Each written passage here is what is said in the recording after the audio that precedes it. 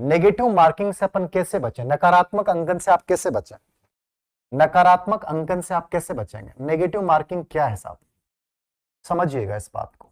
ये किसी भी एग्जाम में सबसे बड़ा रोल अदा करता है नकारात्मक अंकन, नेगेटिव मार्किंग। ठीक है, तो नेगेटिव मार्किंग क्या है इसको समझिएगा। यूपीएससी के लगभग एग्जाम देते हैं 1/3 होता है आपके। ठीक है, 1/3 का मतलब क्या है, यदि आपने 3% गलत किए हैं तो आपका 1% सही जो है उसके नंबर एक प्रकार से वो कट हो गया। 3 गलत होने का मतलब क्या हो गया, एक आपका सही किया हुआ गलत हो गया। ये नेगेटिव मार्किंग है। अब ये देखने में बहुत आसान लगता है कि सर एग्जाम के 10 दिन बचे हैं, हमने जितने भी टेस्ट दिए नेगेटिव मार्किंग में फंसते गए हैं। नेगेटिव मार्किंग एक दलदल होता है। कैसे होता है दलदल, सोचिएगा। नेगेटिव मार्किंग से बचना कैसे, मेरा रियल एक्सपीरियंस शेयर कर रहा हूं, सुनिएगा। मेरा एक्सपीरियंस शुरू कर रहा हूं, मैं किसी का एक्सपीरियंस नहीं दे रहा, मैंने क्या फील किया है और मैंने कैसे बचा है।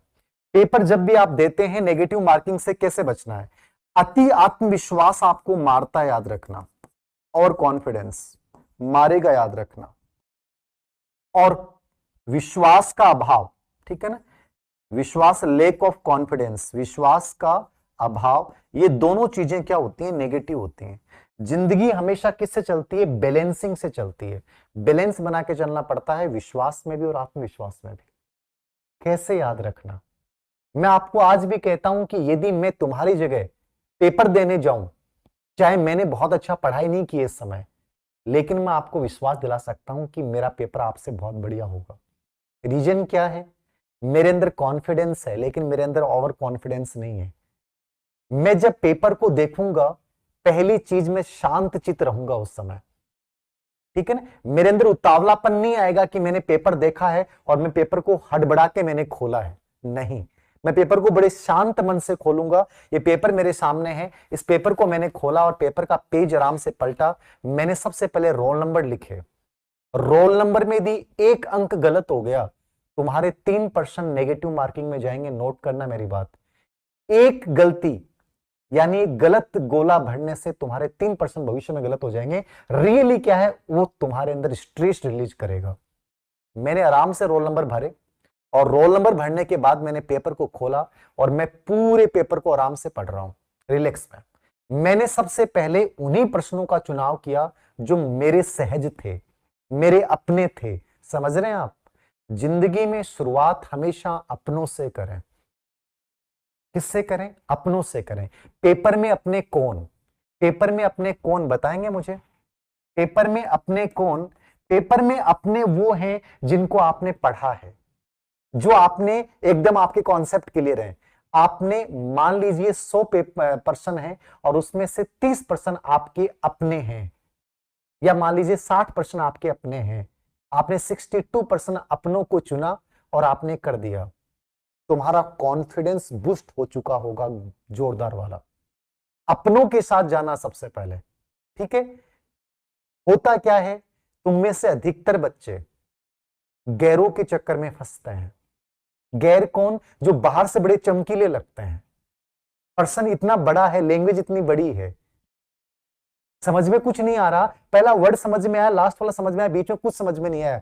कभी चक्कर में मत पड़ना। मैंने आपको पहले भी उदाहरण दिया था, जब भी ट्रेन में जाओ, बस में जाओ, जिसने पूरा मुंह ढक रखा है और जिसकी सिर्फ आंखें दिखाई दे रही हैं, मत फंस जाना उन आंखों के में। गुजार दोगे लेकिन तुम्हारा आउटकम 100% जीरो आएगा, ये लिख लेना मेरा, क्योंकि तुमने उस पूरे पर्सन को पढ़ा ही नहीं है। वो पूरा पर्सन क्या था तुम्हारा पता ही नहीं है। हो सकता है कि जब तुम उसको पूरे को देख लो तो तुम्हारा जो आंसर होना चाहिए था वो पता नहीं क्या होगा, नेगेटिव मार्किंग में जा सकते हो। समझ रहे हैं मेरी बात, निहितार समझिएगा बात का। गैरों के चक्कर में, उन आंखों के चक्कर में मत फंस जाना जो बाहर से तुम्हें बुला रही हैं, आ जा, लेकिन रियल में वो क्या है मैं जानता ही नहीं हूं। कभी भी संदेहास्पद पर्सन, संदेह युक्त चीज, कहते हैं नॉर्मली कि उस चीज के हाथ मत लगाओ जहां संदेह लगता हो। उसी सामान को रखें, उसी सामान को खोलें जिसमें विश्वास आपका कायम है। ऐसे प्रश्नों की तरफ ऐसी सिर्फ आंखें दिख रही हैं दुपट्टे के माध्यम से, बाकी कुछ नहीं है, अंदाजा नहीं है कौन है, कहां है, क्या है। कभी नहीं देखना, रास्ते पे नहीं चलना, याद रखना। केवल उन्हीं प्रश्नों को, यानी अपनों के बाद संदेहास्पद प्रश्नों को छोड़ दो कंप्लीटली। संदेहास्पद प्रश्नों को छोड़ दो। कभी भी जिंदगी में संदेह के पीछे मत चलना। संदेह का परिणाम हमेशा गलत आएगा। रिश्ता वहीं कायम होता है जहां संदेह नहीं हो। संदेह हो गया ना आदमी को, तो कभी भी याद रखना वो रिश्ता आउटकम नहीं देता है। और जिस पर्सन पे संदेह हो गया वो पर्सन कभी भी सही नहीं होगा। नेगेटिव मार्किंग से बचना है, इस संदेह को छोड़ दीजिएगा। जो भी संदेह वाले पर्सन है, जिनकी लैंग्वेज समझ में नहीं आ रही है, कोई तुक्का नहीं लगाना है, कोई गेस नहीं लगाना है, चाहे तुम्हारे कितने प्रश्न कम हो जाएं, उन प्रश्नों को हाथ नहीं लगाना है। उसके बाद आप आगे बढ़ रहे हैं और आपको लगता है कि सर 5 प्रश्न ऐसे हैं जिसमें मैं कॉन्फिडेंट हूं हल्का सा कि सर हो सकता है।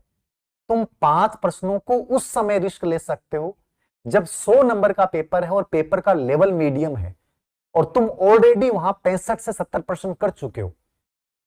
ठीक है, पेपर का मीडियम लेवल है तो तुम कर सकते हो। बाकी आप नहीं भी लें तो कोई फर्क नहीं पड़ेगा। याद रखना, नेगेटिव मार्किंग से हमें जहां तक हो बचना चाहिए।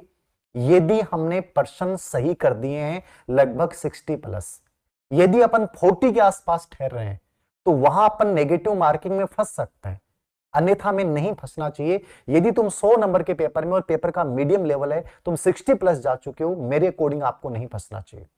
चौथी बात, नेगेटिव मार्किंग में कभी भी पेपर आपने पूरा कर लिया हो और पेपर पूरा करने के बाद अंतिम समय में याद रखना, कभी भी प्रश्नों के उत्तर मत लगाना। होता ना कि 10 मिनट एग्जाम के बच्चे हैं और उस समय बच्चा क्या करता है, पेन खोलता है और पेन खोलने के बाद वो सोचता है यार 4%, 5% बच गए, लगा देता हूं। कभी मत लगाना, वो प्रश्न हमेशा नेगेटिव होते हैं। ये मेरा रियल एक्सपीरियंस है कि मैंने पेन को बंद करने के बाद और फिर जब खोला है, याद रखना नुकसान हुआ है। 20 मिनट बच गए, आप सोच लो, सोच सकते हो, मनन कर सकते हो और इंसाइट क्रिएट नहीं हो रही ना, तो फिर तुक्के मत लगाना, क्योंकि नेगेटिव मार्किंग तुम्हें बहुत ज्यादा नुकसान पहुंचा सकती है। तुम्हें लगता होगा कि यार 3% मान लो कि 10 में से सही हो गए तो ये भी तो हो सकता है बराबर में आ जाऊं, क्या नुकसान होता है। ये धीरे धीरे बराबर वाली सोच जो है तुम्हें कंपटीशन से बाहर कर देती है। तो पेपर का लेवल पहचानिएगा, सबसे पहले अपनों के साथ जाइएगा, गैरों से बचिएगा। संदेहास्पद वाली सिर्फ आंखें जिसकी दिख रही हैं, बाकी अनुमान नहीं लग रहा है, उन प्रश्नों के साथ कदापि मत जाइएगा।